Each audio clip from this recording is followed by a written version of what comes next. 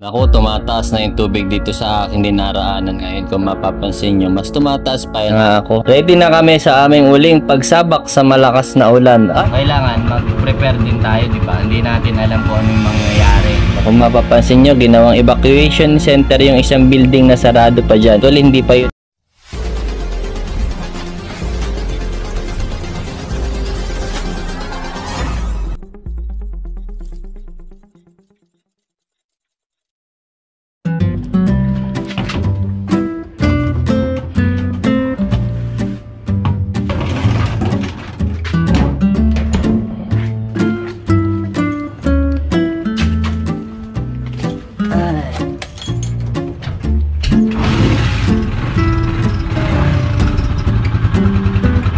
Ngayon ay bibili tayo ng tubig kasi may paparating na bagyo si Tino. Mga tao rito napansin ko sa Cebu ay parang nagpapanik bahay na sila ng tubig. Siguro dahil dun sa nakaraang bagyo dumaan na si Odette. So ito, yung dalawa na yung tubig. Dadagdagan na natin. Hapon pa kasi napansin ko yung mga tao rito kahit sa mga grocery nagpapanik buying na sila. Kailangan mag-prepare din tayo, di ba? Hindi natin alam kung ano yung mangyayari kasi sobrang lakas ng araw ni Tino. So tara, bili tayo tubig. Ayan, nakabili na kami ng tubig at may parating pang dalawa. Nag-order pa ako ng dalawa kasi baka kulangin tayo sa tubig kapag nag-run out dito. Mas mahirap bumili. Dalawa lang yan.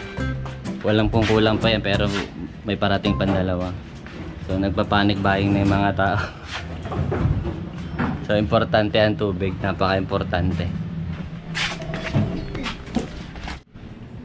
Charge. Ayan.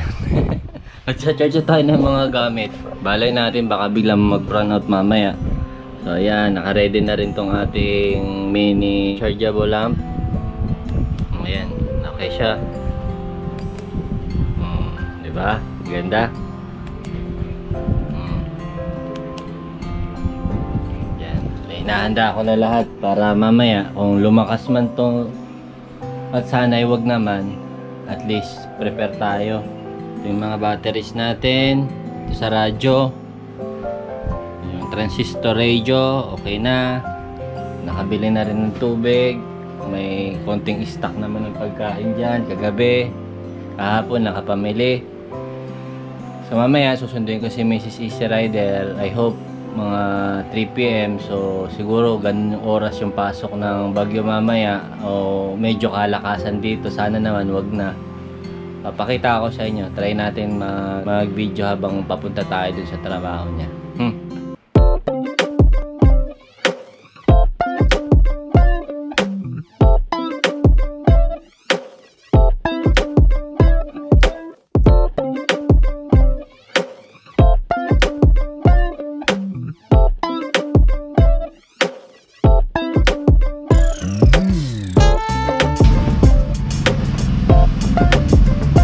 Mag-3 na ng hapon.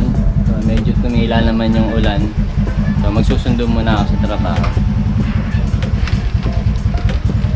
Bye bye. Buti naman at humina na yung ulan. Ambon-ambon na lang ngayon.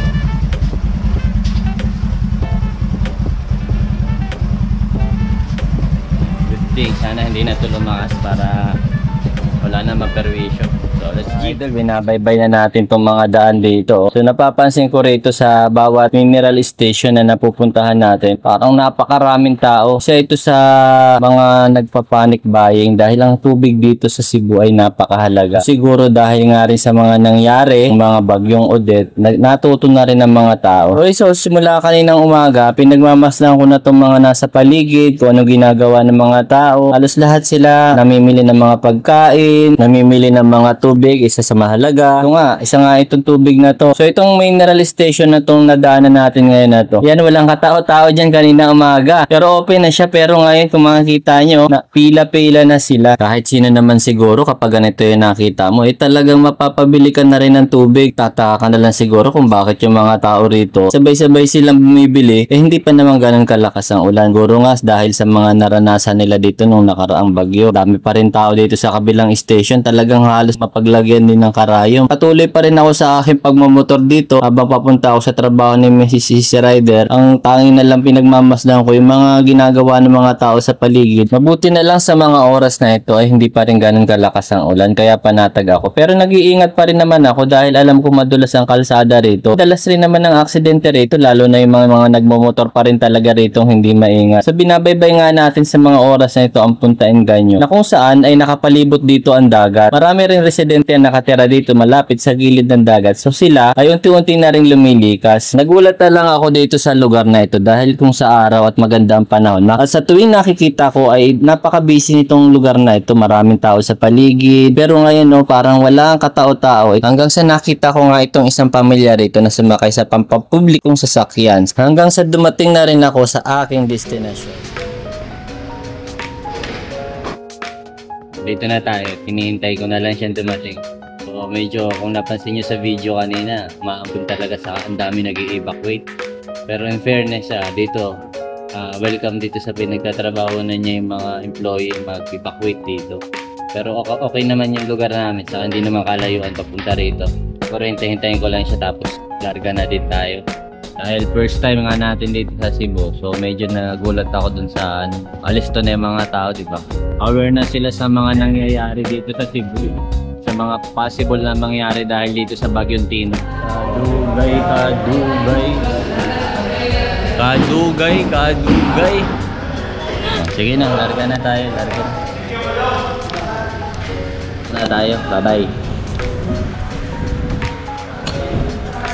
Oras na ito ay paalis na kami at ayan si Mrs. Easy Rider, bumaha na rin sa kanyang trabaho. Gusto niya ipakita rito sa atin na maganda pa naman yung panahon sa mga oras na ito, pero may mga ambon-ambon na. At ayan na nga ako, ready na kami sa aming uling pagsabak sa malakas na ulan, at hindi pa naman sana malakas, pero may mga ilan-ilan na baha na rin dito. So ayan, kung mapapansin nyo, ginawang evacuation center yung isang building na sarado pa dyan. So hindi pa yun nag-o-open. Dito na yung mga tao, unti-unti na rin sila naglalabasan, yung iba naglalakad, may mga dalang gamit nila. Hindi ko alam kung saan sila papunta. At ito na naman yung mga mineral station na napakaraming nakapilang mga basyo ng tubig. Ayan. Sa mga oras na to, nagulat na nga rin si Mrs. Easy Rider dahil pagdaan nga namin dito kaninang umaga at paghatid ko sa kanya ay wala pang halos ng mga tao. Binabaybay na nga natin dito ang Barangay Mactan. May mga eskwelahan din dito na public school na ginawa na ring evacuation area. Medyo nagta-traffic na rin sa mga oras na ito. Marahil siguro dahil nag-declare na rin ng pamahalaan dito sa Cebu na wala na rin pasok, kaya yung mga empleyado ay nagsisipag-uwian na upang makapaghanda rin sa paparating na malakas na bagyo. Kaya ito tayo ngayon, nakikipagsiksikan na muna tayo. Pero okay lang naman yun, at least para naman yun sa kaligtasan ng lahat. Nag-uusap nga kami ni Mrs. Easy Rider sa mga oras na ito dahil meron daw sa kanya nag-message na nagpapanik buying na nga raw ang tao, lalo na raw sa Cebu City. Marami raw yung gasoline station na napakahaba na rin ng pila. Marami rin sa grocery ang nagkakaubusan na, lalo na yung mga tinapay. Ito na lang kahit papano, nakapamili na rin kami kahapon. Siguro dito sa video natin ay hindi ka pansin-pansin na parang malakas na ang ulan. Pero sa totoo lang, medyo malakas na yan. Kaya kung mapapansin nyo sa lens ng camera natin basa, ibig sabihin yan, medyo lumalakas na ang ulan dyan. Papansin na rin natin, nagkakabulbol na rin yung traffic dito. Alam nyo ba, simula nung tumama rito ng malakas na lindol, ang hindi na naging normal ang pagpasok sa eskwela ng mga bata. So sila talaga rito yung unang-unang mga nahihirapan. Mabalik nga tayo sa nasabi paparating na bagyo. Itong Cebu Province ay sinasabi ng mga nakakausap po ay hindi naman daw talaga ito pasukin ng mga bagyo. Kaya siguro hindi na rin ako magtataka kung bakit napakaraming turista rito. Lumingin ka sa kaliwat kanan, laging may turista, may Koreans at iba't iba pang lahi. So hindi ako magtataka kung bakit gustong-gusto nila pumunta sa Cebu Province. Ito na naman tayo. Nandito na naman yung mga mineral station na napakaraming nakapila. Hanggang ngayon ito hindi pa rin mahulugan ng karayom. Yung iba nga habang naghihintay ay nagdala na rin ng sariling upuan para ma-priority na ang kanilang mga tubigan. Naku, tumataas na yung tubig dito sa akin dinaraanan ngayon. Kung mapapansin nyo, mas tumataas pa yan habang lumalakas yung tubig. Ito na lang, nakakayanan din to ng ating motor. Ba nga, medyo nag-i-slide pa rito pag medyo malalim na talaga. So ito na naman yung mga baha, hindi pa rin matapos ta. Palagay ko mas lalalim pa ito kapag lumakas lalo ang ulan. Ingat-ingat na lang sa mga mapapadaan dito. At ito na naman yung mga mineral station na hanggang ngayon na hindi pa rin matapos-tapos ang mga napakahabang pila. Palagay ko kanina pa itong mga tao rito simula nung dumaan ako. Ito pa nga yung isa, nagsara na lang siya dahil kinulang na sila sa tao. Huminto nga pala muna kami rito upang mamili ng saging. Masarap naman siguro yung saging na saba habang bumabagyo. Ito yung pagkain mo. Okay lang din naman kung hindi kami nakabila ng tinapay. Ito nga pala, may mga binibenta sila rito bukong na halagang 35 pesos. At yung saging na saba na tinatawag naman nila rito na kardaba, napakamura lang din niya, 25 pesos per kilo. Ayan, naghingi na nga ng pambili rito. Ang binayaran lang pala namin dito is 80 pesos.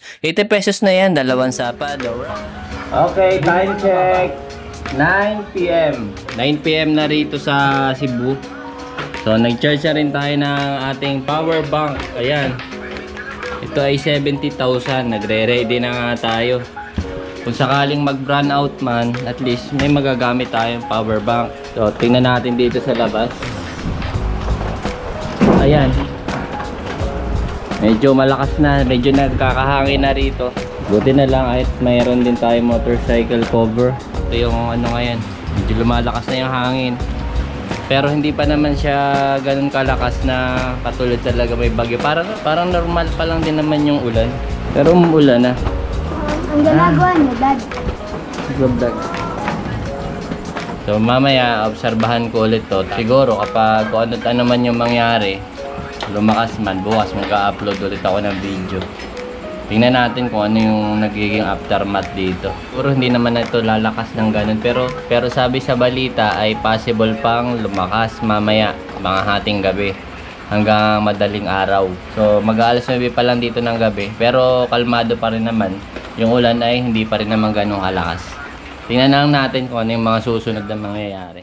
Shoutout time! Shoutout kay Troy Paul Motovlogs. Shoutout kay Wellgen4087. Shoutout kay Daddy Whiskey's Motovlog from Mindanao. Shoutout kay Eric Okan 3081. Shoutout kay Albert Alog 9039. At shoutout kay Kai Yoga 0017. Yun, shoutout sa inyo mga idol. Maraming salamat sa patuloy na pagsuporta. Hanggang sa muli, ride safe always!